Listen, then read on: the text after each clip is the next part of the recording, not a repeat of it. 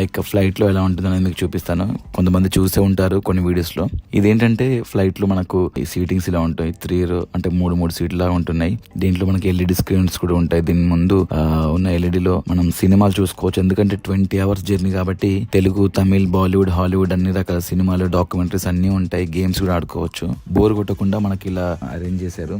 Economy ఉంటుంది and business ఉంటుంది. Business class వేరు, ఎకనామిక్ క్లాస్ వేరు. మామూలుగా డొమెస్టిక్ ఫ్లైట్ లో ఇలా ఉండవు, జస్ట్ ఇంటర్నేషనల్ ఫ్లైట్స్ లో ఉంటున్నాయి. అండ్ ఎందుకంటే చాలా మంది ఇంటర్నేషనల్ జర్నీ చేయలేదు కాబట్టి వాళ్ళందరికీ ఇట్లా చూపిస్తుంటాను.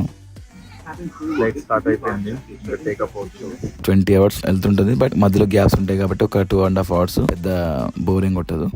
ఎస్, దుబాయ్ లో ల్యాండ్ అయ్యాం. ఇప్పుడు చూడండి, ఇంకా దుబాయ్ ఇది ఎయిర్పోర్ట్ లేదు, అవునా నిజమా?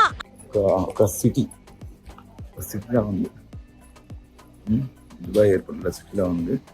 ఇక్కడ మేము కనెక్షన్స్ అంటే ఇక్కడ నుంచి మళ్ళీ జిఎఫ్కే ఫ్లైట్ కోసం వెళ్తున్నాము గేట్ దగ్గరికి.